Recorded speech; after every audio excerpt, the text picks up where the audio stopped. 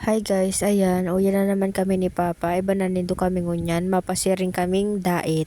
Taas usual, igwa na naman siyang dialysis duman. Ngunyan amay kaming nag-abot sa Sipokot, nag-abang tulos kami ning bus.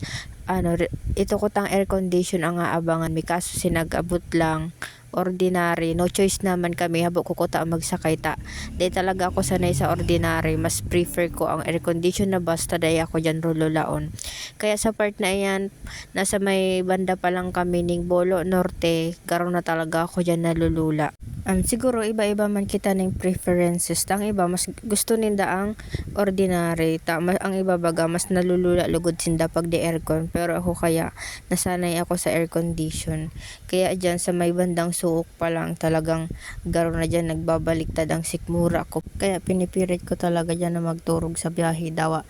Di man talaga ako nagtuturog sa biyahe, pinipirit kong magpikit para may-relax ang sadiri ko. Ayan, sa mga nakaabot na dyan sa dait, siguro aram naman nindo na ang agihan Pasiring Norte ay talagang grabe ang korbada, puro sigsag siya. Yung korbada pa lang, sunod na naman, korbada na naman. Ewan ko ba, tano kaya mayong tinampong dire-diretso lang. Kaya sa part na iniyo talagang lulang-lula na ako dyan ng maray. Pinipirit ko na lang ang sadiri ko na makayanan. No choice man ako and masupog man sa mga kaibanan mo dyan sa bus kung masusuka ako dyan. Kaya sa buong biyahe talaga, dahil kami dyan ni Papa nagpansinan. Ta si Papa nagturog-turog na lang man and habo ko magpara istorya sa iya. Piling ko, pag nagpara istorya pa ko sa iya, mas lalo akong malulula and mas madali akong masusuka kayan. Ang habuon ko kaya sa ordinaryong bus, ang vibration niya kaya ramdam mo talaga siya sa buong sasakyan, and especially lalo pag nagpipreno ang driver, garo itong pati ikaw matatanyog, kaya habuon ko talaga magsakay sa ordinary. Kaya napaproud talaga ako dyan sa mga konduktor kang bus na nakakayanan talaga nindang maglakaw-lakaw sa laog kang bus pabalik-balik mas kinagaandar yan. Kami nga ni nakatukaw na yan pero kadakol pang problema sa buhay, pero sindang konduktor nakakayanan ninda. Kaya saludo man talaga ako dyan sa mga konduktor na di talaga sindan nalulula. And sa part na iniyo, nakalaog naman kami kani sa norte, pero harayoon pa kami ka iniyo sa destination mi. Siguro kabangaan pa lang niyo. Tapos sa mismo kaya kaming sentro kang dait. And kwento ko lang sa to guys, ang karanasan ko tahabong-habo ko talaga magsakay sa ordinary. Takang aki pa kaya ako ka ito. Siguro grade 7 or grade 8 pa ako ka ito. Mapamasbati kaya kami. And ang nasakayan mi, ordinary. First time ko kato magsakay sa bus, tapos di ko man aram na ang ordinary pala medyo harsh siyang sakyan, at bago man kami makaabot kato sa Sorsogon ay talagang ang tukawan may pano ning suka masupugon sa mga kaibanan mi pinagpaparahirilingan na nga ni kami taarog kato, tapos syempre ibang parong kaya sobrang nasusupo kato kaya naraya ako. And sa time na iniyo talagang ang panduang beses ko pa lang na nagsakay sa ordinary. Kaya after kang pangyayaring ito, sabi ko talaga never again akong masakay sa ordinaryong bus. Sobrang nasupog talaga ako kato, garo na trauma ako kang time na ito. And habo ko talaga magsakay digdi sa bus na iniyo. Kaso si konduktor, para sabihan naman kami ni Papa na magsakay na ngaya ka mo ma'am, sakay na ngaya ka mo madam. Kala ko kaya air condition siya, kaya nagtindog na kami ni Papa, nagrani na kami, nagabang na. Tapos paghiling ko na ordinary, talagang napangiwi ako. Ayan, balik kita digdi sa video. Sa part na iniyo, iyon na niyo ang inaapot digdi sa Cam Norte na bitukang manok. Taang agyan kay digdiyo pasiko-siko. Garo talaga siya bitukang manok. Kaya sa mga maagi digdiyo, kaipuhan talaga digdiyo, doble ingat. And ang driver, kaipuhan may experience or tatao talaga sa mga korbada, sa mga agihan na arog kanita. Pag ikakaya papatay-patay sa pagdrive digdiyo, ay disgrasya ang haabuton mo, lalo mga heavy vehicles ang mga makakasabayan mo, ang mga makakasabatan mo. Kaya talaga kaipuan, pag nagdrive ka digdiyo, doble-doble ang ingat mo. Kung mahihiling mo man baga, digdi sa video, ang agyahan niya talaga ay talagang pa-curve pa lang, curve na naman. And ini pong inaapod na ini yung bitukang manok digdiyo sa Cam Norte. Yaon po ni digdiyo sa may part kang Tuwaka. And sa inutan po ka iyan, igo po dyan ning checkpoint. Yaon po kaya dyan ang base kang mga militar po gayo dyan. Ewan ko basta mga otoridad. Yaon dyan ang base ninda. Minsan, mayo man dyan perming nakabantay. Pero sa time na iniyo, igwa kaya talagang nakabantay dyan na nagche-check kang mga nagaaging vehicle. Kaya kung maagi ka digdiyon na mayong license, ay mag-ingat ka.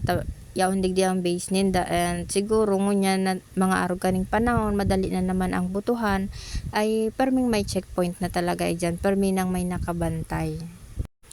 And ayan, yaon na kami digdiyo sa may parteng Basod. Ayan, dikit na lang na biyahe-biyahe, maabot na kami sa sentro. Makakaabot naman sana kami sa destination mi.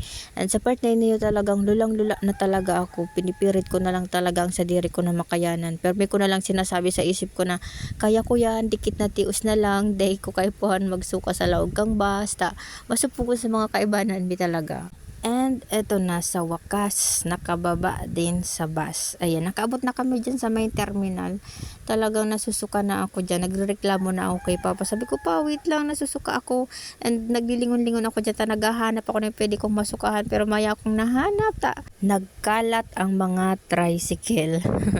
And ang mga tricycle driver talagang kalat sindata. Na syempre naghahanap ng pasahero. Pero, ay nako, no choice ako. Kaya nagsakay na lang tulos kami sa tricycle. Tapos sabi ko kay Papa, diretso na tulos kami duman sa Medical Plaza. Duman na lang ako ma-release kan sa kuyang kulog buot.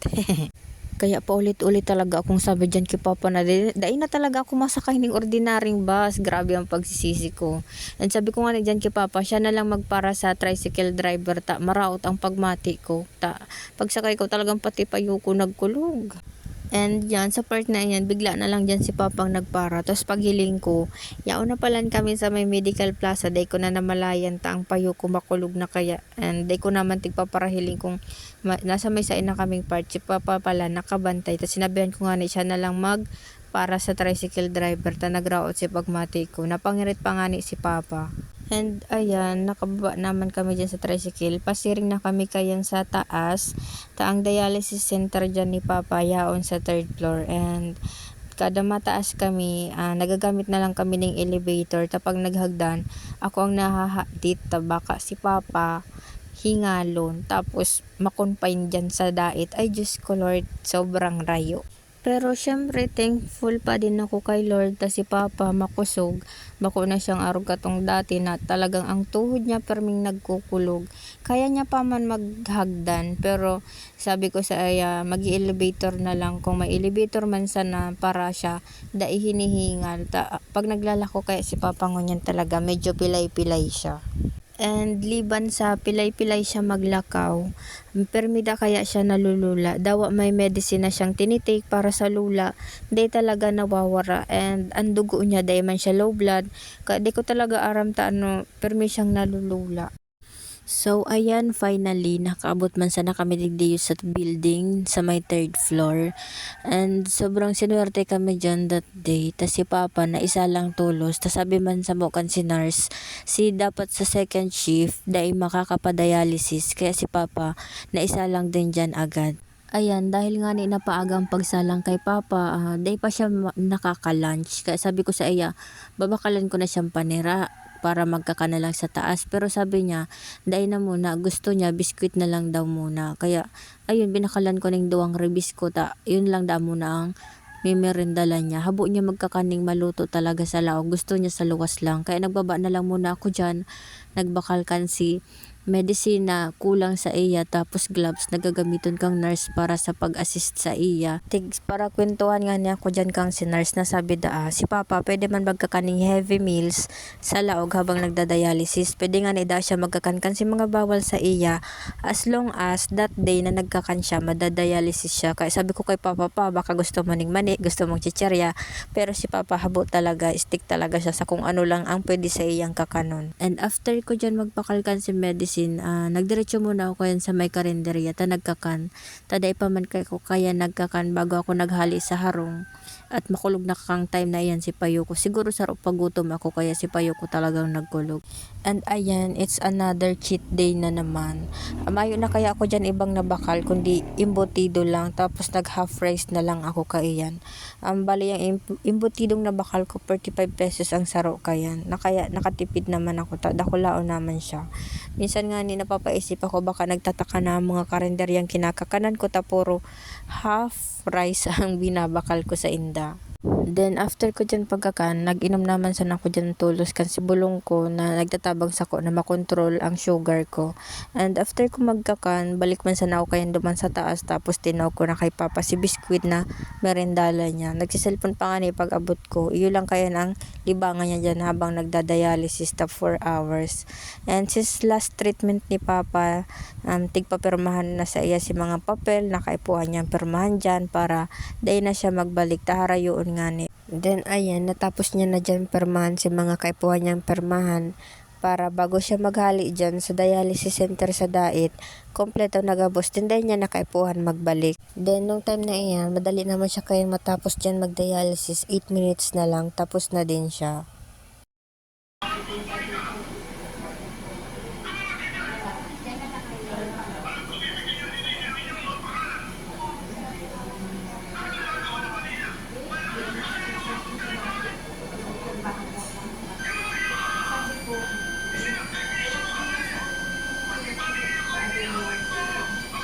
So, ayun na nga, tapos na si Papa magdialysis. Then sabi niya, gutom na daw siya, mababa na muna kami para mag-lunch siya. Siguro, alauna na yan. Pero dahil na muna kami dyan nag-uli. Takaipuan may panghalaton si Doc Miranya para mapirmahan si medical certificate niya na gagamiton mi para sa DSWD. Pero nga na isa dyan nagkakaagpa niya sa payo niya ta.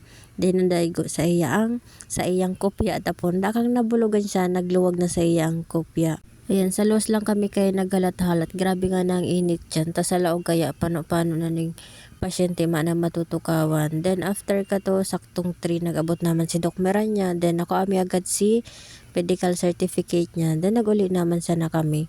Kagayunan lang kaya digdi sa Dait. Masyadong maalaga si mga nurse digdi. Habungan ko tang pahalikon si Papa kaso syempre naintindihan manindang sitwasyon mi na mahirap makakuha ng pamasahe pero may lalo harayuon. So ayan, amay kaming makakauli ni Papa. Amay siyang naisa lang kaya amay man kaming makakauli. Then pagpauli mi kaya nagsakay na lang kami ning van para mabilis kami makauli. Then nagpababa na lang kami sa Sipukot. Then dyan na lang man kami kaya ni Papa naghalat sa Sipukot ning masundo sa Muya. Dyan na muna kami sa may gilid nagtukaw-tukaw ta. Mayo nga ning ibang tukawan dyan. Kaya sabi ko kay Papa dyan na lang muna sa may gapo. Ta sakto man kang time na iyan makulog hituhod niya. Kaya sabi ko tukawin na muna dyan sa may gilid pa. Tapos habang naghahalat nagbakal ako dyan ning aranghita pampatanggal lula mi. Then after ning pirang minuto nagabot naman ang sundo mi. Garo nga ni maoran kang time na iyan kaya sabi ko madali-dali na kami pauli ta baka maabutan kami ning oran si Papa day pwedeng mabasaan sa iyang IJ cut. And yan minalas nga ni kami talagang inabutan kami ning oran. And buti na lang talaga harani na kami sa Bicol Sanitarium bago talaga nagbagsak ang uran. Then dyan lang talaga sa part na iyan kang kabusaw nag-uuran. Mainiton nga ni duman sa may Sipukot tapos pasiring sa limanan mainit pa dahil man nag-uran talaga. Sabi ko nga ni dyan kay Papa si daranyang tamong isuklob niya na lang para dahil siya mabasa. Pero habang ni Papang isuklob kay ginibo niya na lang balabal. Then pagkahuraw-huraw dyan nag-uli naman kami kaiyan. Pinirit mi na dawa medyo nagaambon pa ta baka magparakusog pa di dahil lugod kami kayan makauli. Motor lang kaya sinagsundo dyan sa Muya kaya pinirit mi na din. Pag nagkukusog ang oras nagpapahuraw na lang kami kung saan may sirungan. And yun lamang po, maraming salamat.